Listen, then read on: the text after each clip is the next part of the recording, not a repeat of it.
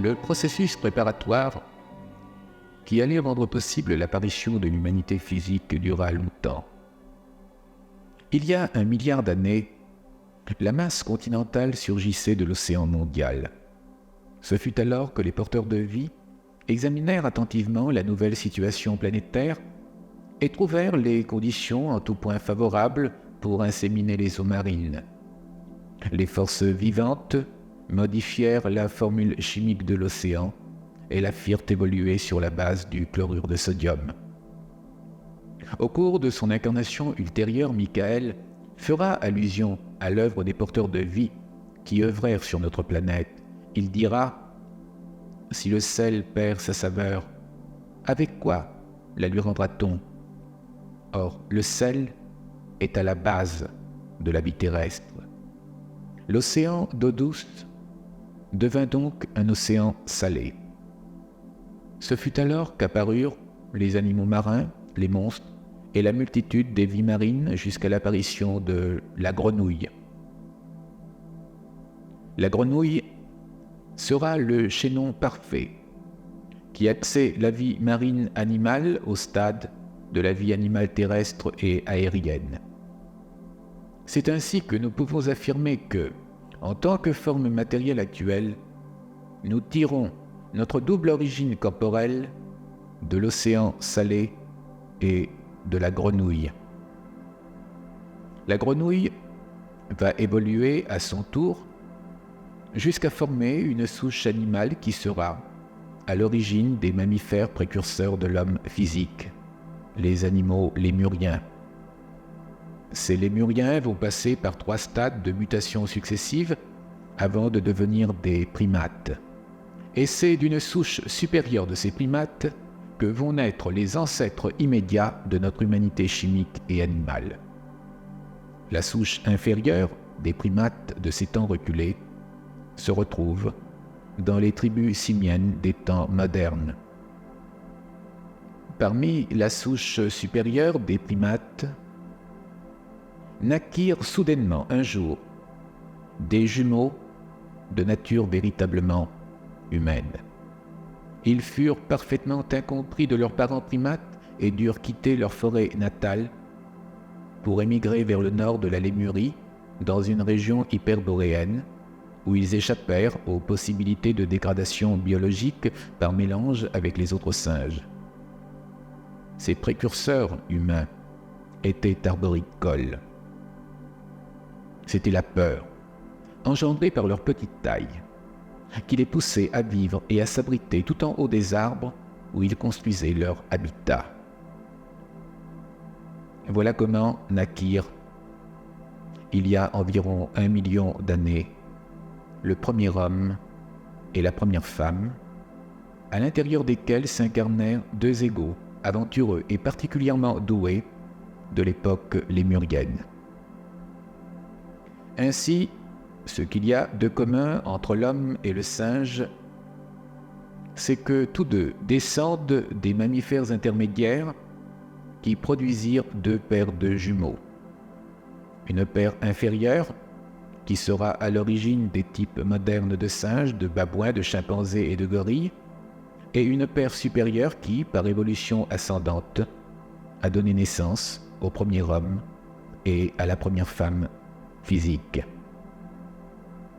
Le premier homme sera dénommé Andon ou Andon, ce qui signifie la première créature semblable au Père, assoiffée de perfection humaine. La première femme sera appelée Fonta ou Fonta, ce qui signifie la première créature semblable au Fils, assoiffée de perfection humaine. Pendant près de 500 000 ans, ce couple va donner naissance à des générations d'Andonites. Les Esquimaux d'aujourd'hui ressemblent beaucoup à ces premiers Andonites. Ils vivront d'abord en Mésopotamie, puis en Asie et en Afrique, avant de voyager vers le nord, atteignant la France et l'Europe. En Angleterre, ils vont donner naissance au peuple de Foxal. En Europe, ils seront à l'origine de la race de Heidelberg. Au nord-ouest de l'Inde, ils vont être à l'origine des tribus de Badonan, desquelles vont émerger les races du Néandertal, pour se répandre en Chine, en France et jusqu'en Afrique du Nord. Il y a 500 000 ans, un fait nouveau se produisit. Une guerre d'extermination avait opposé les tribus de Badonan à leurs voisins inférieurs à tendance animale. De cette guerre impitoyable ne subsisteront que les représentants les plus intelligents de la postérité d'Andon et de Fonta. Et ce sera de ce groupe badonite survivant que vont surgir dans le nord-ouest de l'Inde un homme et une femme qui vont donner naissance à une famille d'enfants exceptionnellement intelligents. Ce sera ainsi qu'à partir d'une seule famille vont apparaître les 6 premières races de couleurs. Depuis l'Inde, ces races de couleurs vont se disperser sur toute la planète. La race rouge occupera l'Amérique du Nord et du Sud. La race jaune occupera l'Asie orientale. La race bleue, l'Europe. La race noire ou indigo, l'Afrique. Et la race brune, mélange de jaune et de rouge, l'Inde.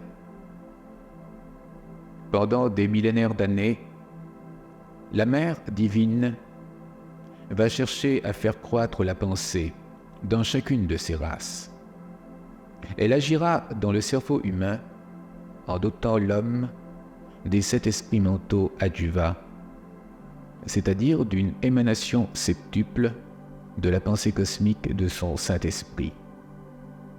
De la sorte, l'on verra naître dans la pensée humaine les esprits d'intuition, de compréhension, de courage, de connaissance, de conseil, de culte et de sagesse. Les hautes autorités de notre constellation vont trouver les circonstances planétaires favorables pour donner une impulsion nouvelle à la spiritualité naissante de l'humanité. Notre humanité avait besoin maintenant d'un prince planétaire pour la diriger. Il se trouvait qu'il y avait à ce moment au siège de notre constellation un fils l'Anunandek secondaire du nom de Kaligastia. Avec ses hautes références, il chercha à obtenir un mandat de chef planétaire. À plusieurs reprises, les très hauts pairs le lui refusèrent, mais finalement, il fut décidé qu'il serait envoyé en mission sur notre Terre avec un état-major de 100 personnalités supraphysiques, parmi lesquelles se trouvaient des humains glorifiés en provenance d'autres mondes que le nôtre. Cette centaine de membres composant l'état-major de Kaligastia étaient stationnés sur Jérusalem, capitale de Satania, notre système local. Le problème qui se posait était le suivant. Tous ces membres étaient des êtres supraphysiques. Ils ne possédaient pas de corps chimique. Il s'agissait donc de les doter d'une forme matérielle dense afin qu'ils puissent accomplir sur Terre leur mission. C'est aux porteurs de vie que va revenir la tâche consistant à les matérialiser. Comment vont-ils procéder? Parmi les andonites les plus purs, ils vont se mettre à sélectionner une centaine de personnes, soit 50 hommes et 50 femmes. Toutes ces personnes terrestres vont être assemblées dans un certain endroit du golfe Persique, servant de siège au prince Kaligastia. Les porteurs de vie extrayèrent alors de leur corps matériel le plasma vital et le transplantèrent dans celui de chacun de ces 100 êtres supraphysiques. Par ce moyen mystérieux, tous ces êtres supraphysiques furent matérialisés sur notre planète. Voilà comment Kaligastia descendit sur Terre en qualité de prince planétaire en compagnie d'une centaine de membres. Inutile de vous dire que l'humanité andonite en vint très rapidement à les considérer comme des dieux. C'est de là que naquit la légende selon laquelle les dieux, les fils du ciel, s'unirent aux enfants des hommes. Bien que, n'ayant pas reçu l'autorisation de procréer une descendance, ces êtres supraphysiques expérimentèrent un curieux phénomène d'union non sexuelle entre leur corps éthérique et le corps d'un être humain normal. Le résultat de cette aventure sera un nouvel être. Un nouvel être qui aura cette particularité absolument exceptionnelle d'être visible pour les 100 membres surnaturels de l'état-major de Caligastia, mais invisible aux yeux de l'humanité naturelle. Plusieurs dizaines de milliers de ces êtres, également surnaturels, vont ainsi être amenés à l'existence. On les appellera des médians primaires. Médians parce qu'ils sont semi-spirituels et semi-matériels. Ces êtres passaient vraiment pour des dieux aux yeux de l'humanité. Ils se nourrissaient doublement. Leur forme chimique était alimentée par un régime strictement végétarien, tandis que les courants de vie de leur forme éthérique étaient alimentés par les fruits d'un arbre spécial, l'arbre de vie. Cet arbre fut importé d'Edentia, la capitale de notre constellation. L'énergie vitale que dégage cet arbre de vie est tout à fait comparable à celle qui se dégage de la pierre philosophale ou de l'élixir de vie qu'utilisent certains êtres spiritualisés. Plus tard, ces médians primaires éliront une base quelque part à l'Agartha, dans les entrailles de la terre. Ils initieront à leur sagesse les meilleurs éléments de la race planétaire. C'est ainsi que naissent des adeptes. Certains vivent de manière permanente à l'Agartha, d'autres s'y retrouvent de temps à autre, en certaines circonstances. Voilà comment, pendant près de 250 000 ans, la civilisation planétaire va évoluer et progresser sous la bienheureuse influence de ces dieux surhumains. Malgré certaines luttes inévitables qui se produisaient de ci, de là, sur notre planète, on peut dire que dans l'ensemble, l'évolution humaine s'accomplissait de manière satisfaisante. Cela fut vrai jusqu'à voici 250 000 ans. C'est-à-dire jusqu'au jour où, sur les téléscripteurs de Salvington, le Christ Michael pouvait lire la dépêche suivante. Ici, constellation de Norlathiadec, nous demandons secours d'urgence. Lucifer, souverain systémique de Satania, défie autorité suprême de Michael de Nébadon. Sont entrés dans son insurrection Satan, prince du soleil de Montmassia, Caligastia, prince planétaire du monde 606 d'Urantia, Belzébuth, prince des médians primaires stationné sur Urantia, et un tiers des anges célestes en service dans le système local. Ce n'était pas la première fois qu'une rébellion défiait l'autorité christique. Sur Terre, à Dalmatia, quartier général de Caligastia, ce dernier, suivant la rébellion de Lucifer, se proclama « Dieu de la terre et au-dessus de tout ». Sur les 100 membres de son état-major, 40 refusèrent de le suivre, restant fidèles à Michael.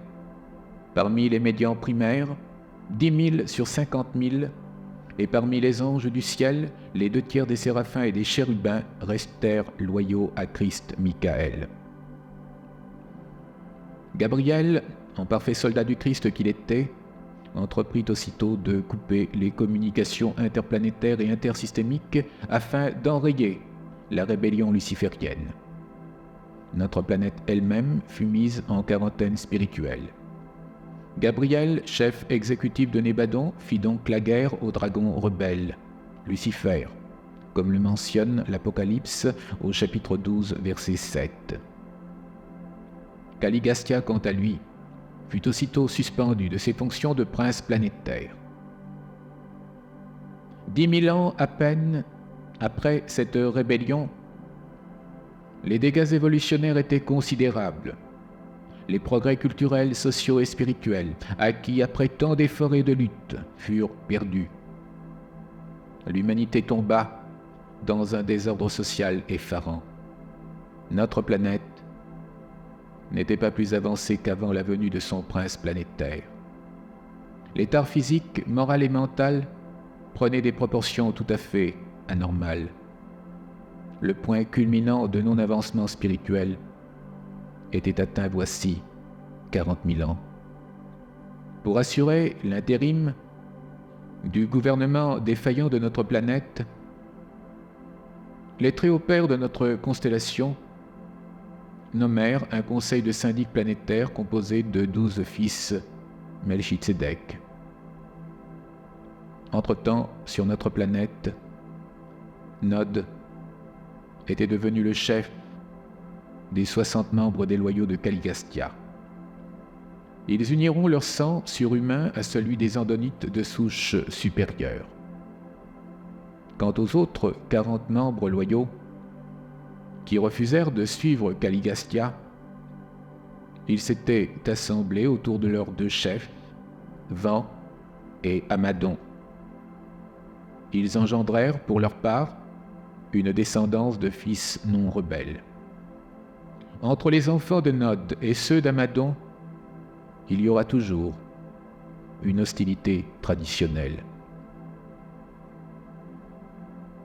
Quand les fils Melchizedek assurèrent le gouvernement temporaire de notre planète,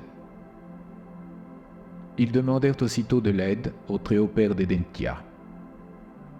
On examina alors la situation raciale de notre planète et il fut décidé qu'on enverrait un Adam et une Ève afin de chercher à résoudre les problèmes de notre monde. Vent et Amadon, à la tête des Amadonites non rebelles, furent avertis par les autorités célestes qu'un couple adamique serait bientôt envoyé sur Terre. Aussitôt, à partir des hautes terres du Pamir au nord-ouest de l'Inde, où ils s'étaient réfugiés, ils se mirent à prêcher à la terre entière que Dieu leur enverrait rapidement un instructeur de vérité, un élévateur biologique qui succéderait au traître Caligastia. Ils invitèrent donc l'humanité non rebelle à préparer cette venue. Ce fut ainsi que plusieurs milliers de travailleurs enthousiastes furent formés pour créer le jardin d'Éden, destiné à recevoir la visite d'Adam et d'Ève qui viendrait d'Edentia. En général, quand les très hauts pères, les chefs Vorondadek d'Edentia, décident d'envoyer un Adam et une Ève sur un monde habité de leur constellation, c'est pour annoncer l'approche d'un âge scientifique, d'invention, de progrès matériel et d'éclairement intellectuel.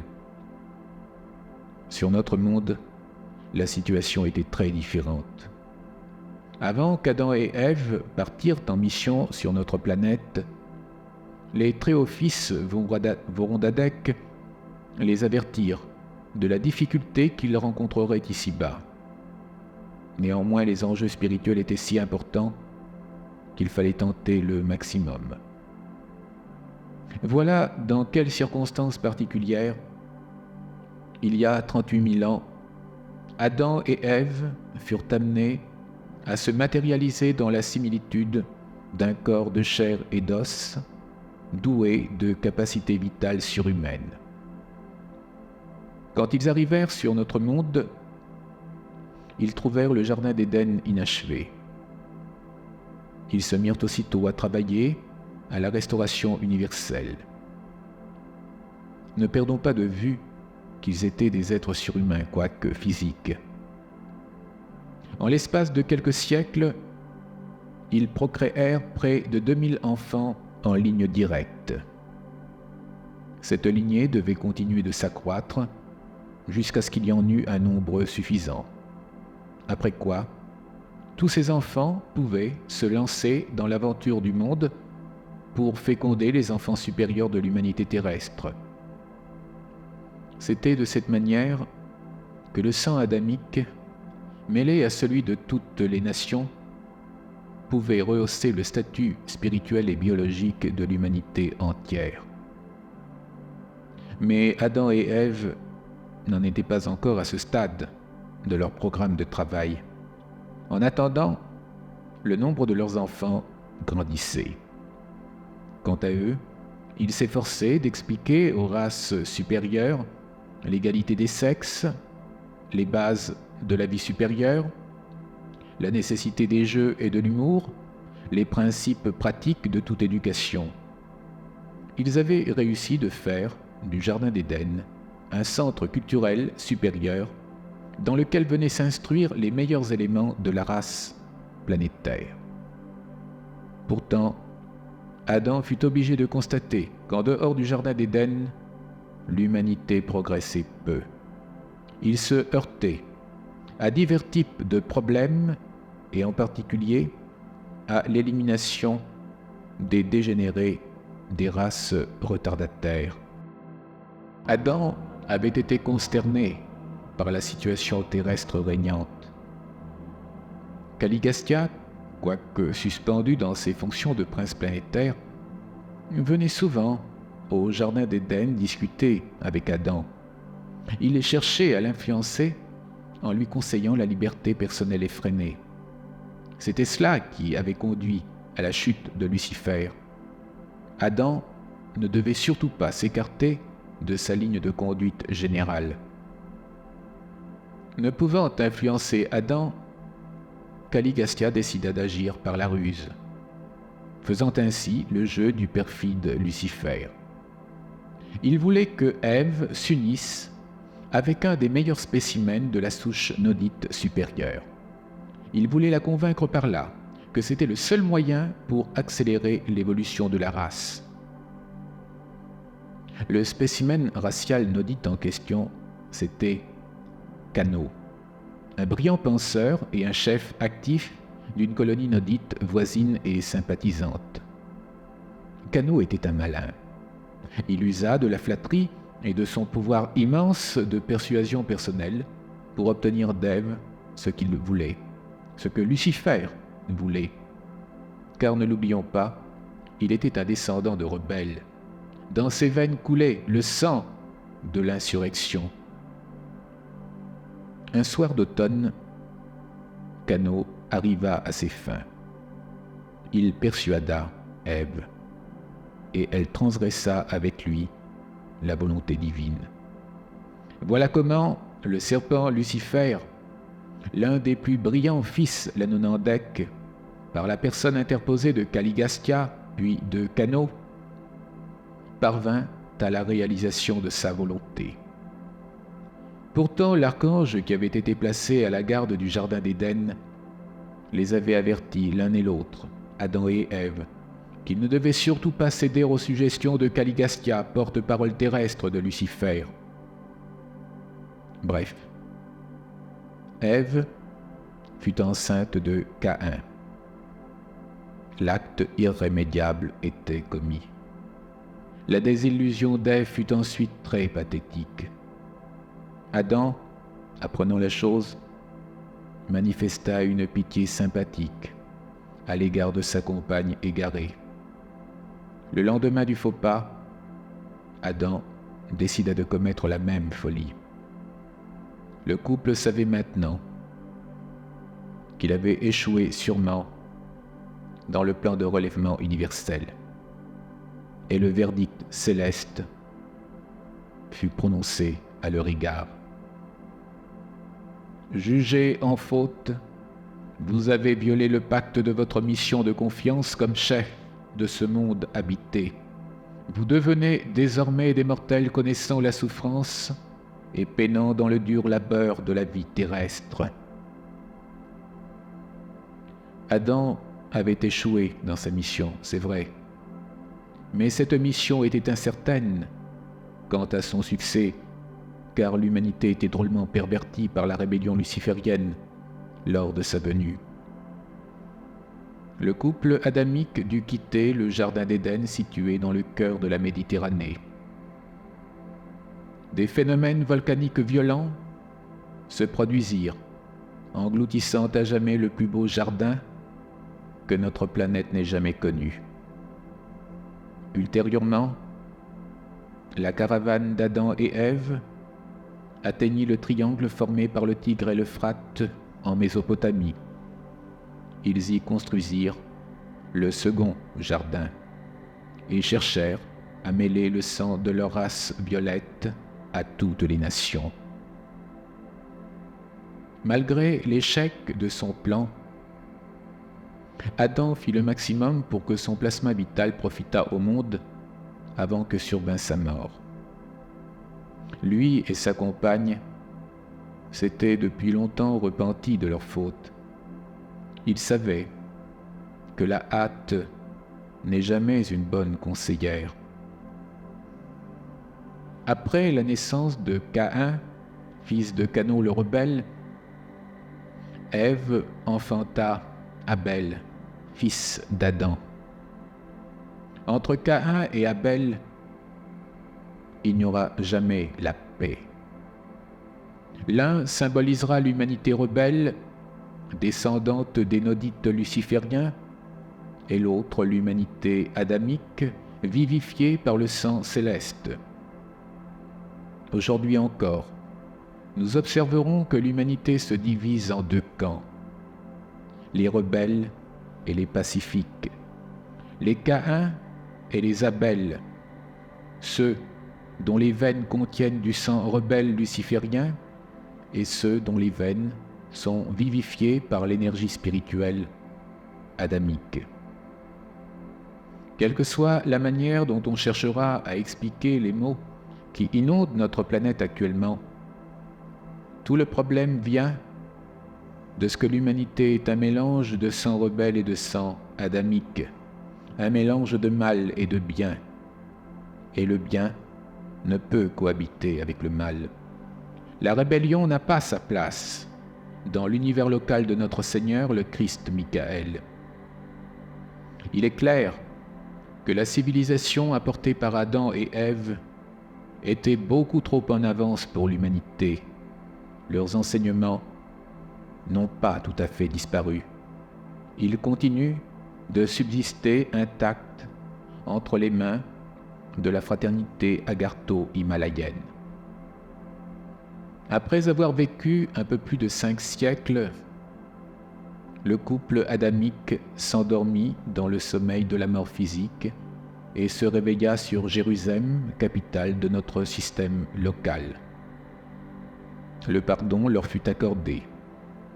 Désormais, ils siègent l'un et l'autre dans le conseil des 24 membres surveillants de notre planète.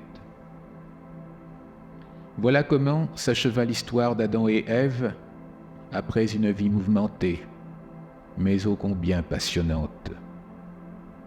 Dans la suite des temps, des millions d'Adamites, des millions d'hommes de la race violette issus du couple adamique se déverseront dans le monde entier.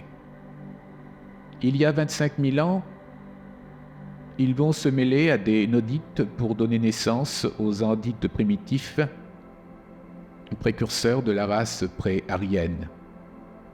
Partout où l'on notera la présence des plus hautes vérités spirituelles, on peut être certain qu'elles s'expriment dans le cerveau des races qui auront été fécondées par le sang des andites primitifs, lesquels sont à l'origine de toutes les races blanches caucasoïdes. Toutes ces races se répandront en Eurasie, au Turkestan, en Russie, en Asie centrale, en Inde, en Afrique, en Mésopotamie, en Chine, au Japon, dans les îles du Pacifique, en Amérique du Sud, en Polynésie, en Europe, en Iran et en Arabie. Malheureusement, le sang d'Adam et Ève ne pourra pas s'infiltrer dans les veines de tous les hommes. Il subsistera toujours une forte proportion de sang rebelle. Et ce sera finalement à cause des œuvres de magie noire pratiquées par les fils descendants des rebelles nodites, que l'Atlantide disparaîtra sous les flots de l'océan Atlantique voici 10 000 ans. Si vous avez aimé cette vidéo, n'hésitez pas à mettre un j'aime et à vous abonner à la chaîne Piotr Phoenix. C'est gratuit. Ce petit geste nous aide beaucoup pour permettre à un plus grand nombre de personnes de découvrir nos vidéos. Merci à vous.